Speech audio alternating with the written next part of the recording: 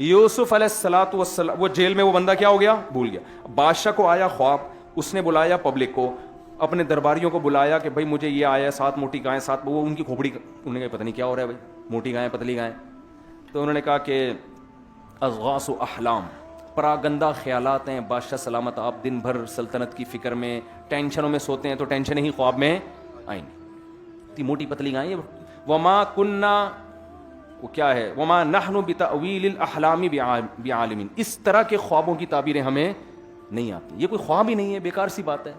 کوئی خواب آیا ہوتا تو ہم ضرور بتاتے. اب یہ نہیں کہہ رہے کہ بھائی ہمیں نہیں پتا, ہم نہیں بتا سکتے, لیکن یہ لفظ زبان سے نکالنا انسان کے لیے بڑا مشکل ہے کہ مجھے معلوم نہیں ہے. یہ انسان اپنی کم علمی کا اعتراف وہاں کرتا ہے جہاں اس کا دنیا کا نقصان ہو رہا ہو. ڈاکٹر کے سامنے مان لے گا کہ مجھے نہیں پتا, کیونکہ پتا وہاں فنٹر بنے تو بیڑا غرق ہو جائے گا. جہاں دنیا کا معاملہ آ رہا ہو نا وہاں تو آدمی, ورنہ جہاں نہ ہو تو وہاں کوئی بھی نہیں مانتا کہ مجھے نہیں پتا, سب کچھ مجھے ہی پتا ہے بس.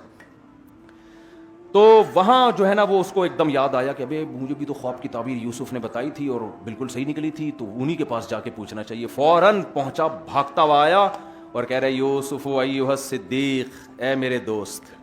اب دیکھو اپنا مفاد ہے تو اب القابات لگا لگا کے یوسف علیہ السلام سے تعبیریں پوچھی جا رہی ہیں. یہاں سے یوسف علیہ السلام کی رہائی کا سلسلہ شروع ہوا. بالآخر یوسف علیہ السلام بادشاہ کے دربار میں پہنچے. بادشاہ کو بڑا اچھا لگا, یار زبردست تعبیر, اور یہ اچھی, اس کو لگا کہ یہ سچی تعبیر بتا رہے ہیں, اور بات چیت ہوئی. بادشاہ بڑا آپ کی ذہانت سے متاثر ہوا. بادشاہ سلامت آ گئے فارم میں. بادشاہ سلامت کس میں آ گئے؟ فارم میں آ گئے.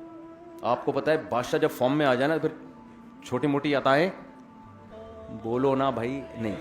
ایک ہوتا ہے ایک فارم میں آ گیا بیچارہ, کوئی بیچارہ مزدور آدمی فارم میں آ گیا, زیادہ زیادہ آپ سے گلے ملے گا, یار آج مفتی صاحب بڑا اچھا لگا آپ سے, بیچارہ وہ یہی کر سکتا ہے, ایک سیلفی لے لے گا. ابا فارم میں آ گئے. ابا بعض دفعہ فارم میں آتے ہیں, جیب سے 500 کروڑ نکال کے دے دیا. اس سے زیادہ ابا فارم میں آنے کے بعد کچھ کرتے ہیں کہ چل بیٹا اب میں تیری دوسری بھی کرا دوں. اتنے فارم میں ابا کو پتا میرے دادا کبھی اتنے فارم میں نہیں آئے تھے تو میں کہاں سے اتنے فارم میں آؤں. ایسا نہیں ہوتا. تو جتنا لیول بڑا ہوتا چلا جائے گا فارم میں آنے کا رزلٹ بھی اتنا ہی بڑا ہوگا. وزیر اعظم سے آپ ملے, وزیر اعظم فارم میں آ گیا, زمین لکھ کے دے دی, یہی ہوگا نا. تو بادشاہ لوگ جب فارم میں آتے ہیں نا تو بڑی چیز گفٹ کرتے ہیں, وہ چھوٹی موٹی چیز گفٹ نہیں کرتے.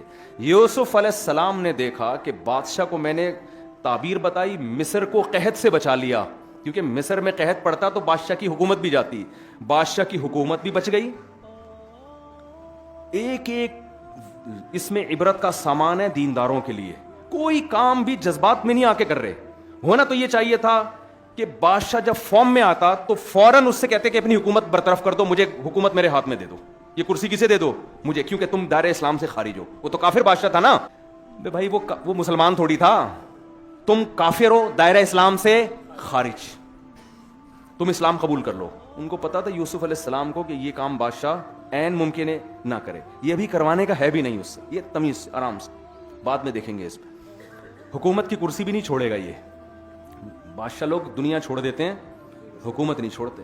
کوئی بات نہیں, گورنمنٹ تمہاری رہے گی. بادشاہ جب فارم میں آئے نا, یوسف علیہ السلام سے کہا کہ بھائی آپ کے ہمارے پاس ایک زبردست اب ٹھکانہ ملے گا آپ کو. تو مطلب اس کا یہی تھا کہ اب آپ کو کیا چاہیے. تو یوسف علیہ السلام کو اب ترقی کا موقع ملا. آئی بات سمجھ میں؟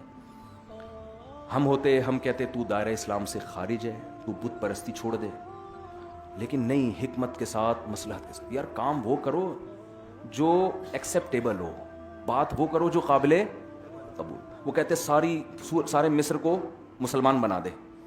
ان کو پتا تھا بھائی یہ ایکسیپٹیبل گراؤنڈ ریئلٹی کے حساب سے یہ مانا نہیں جائے گا. وہ کہہ سکتے ہیں نا میں تو پیغمبر ہوں, میں تو توحید کے لیے آیا ہوں. وہ یہ بھی کہہ سکتے تھے کہ مجھے ایک مدرسہ بنا دو, مجھے کیا بنا دو, مدرسہ بنا, جہاں میں بچوں کو پڑھاؤں گا. یہ بھی کہہ سکتے تھے مجھے ایک مسجد بنا دو. بھائی مسجد بھی ضروری ہے, مدرسہ بھی ضروری ہے.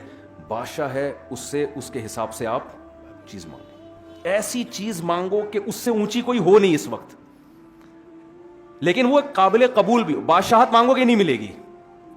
یوسف علیہ السلام کو معلوم تھا قحط پڑنے والا ہے، اور جب قحط پڑتا ہے تو سب سے زیادہ جو ویلیو جس عہدے کی ہوتی ہے وہ وزیر خزانہ کی ہوتی ہے. سمجھ میں آ رہی ہے بات کہ نہیں آ رہی ہے؟ کیونکہ لوگ پھر بادشاہ کو بھی نہیں دیکھتے. جب ملک میں مہنگائی بڑھتی ہے تو گالیاں کس کو پڑتی ہیں؟ اصل تو جو معیشت کے ماہرین ہیں وہ ذمہ دار ہوتے ہیں نا. تم نے کیا فارمولا بنا کے گورنمنٹ کو دیا کہ بیڑا ہی غرق کروا دیا، ٹھیک ہے نا. تو قحط میں ملک کو چلانا جو صحیح چلا کے دکھا دے گا اگلے الیکشن میں وہی آئے گا. یوسف علیہ السلام کو پتا تھا کہ بادشاہ کو بادشاہت پہ رہنے دیا جائے، مجھے وزیر خزانہ اگر بنا دیا جائے، مدرسے بھی بنیں گے، مسجدیں بھی بنیں گی، اور بادشاہت بھی میرے ہاتھ میں آئے گی، پھر جو کرنا ہوگا تسلی سے بیٹھ کے کریں گے. یہاں یوسف علیہ السلام یہ بھی نہیں کہہ رہے کہ مجھے عہدہ نہیں چاہیے، مجھے ایک چھوٹی سی خانقاہ بنا دو، چھپڑ میں بیٹھ کے اللہ اللہ کیا کروں گا، کونے میں اللہ اللہ کیا کروں گا، ایک خانقاہ کھولوں گا. نا نا نا نا نا. ابھی کامیابی کا موقع ملا ہے تو کامیابی کی جو انتہا جس کو سمجھ رہے تھے وہ موقع اپنے ہاتھ سے جانے نہیں دیا. فوراً کہا اجعلنی علی خزائن الارض، زمین کے جو خزانے ہیں ان کا نگران مجھے بنا دیں، وہ سارے میرے ہینڈ اوور کر دیں.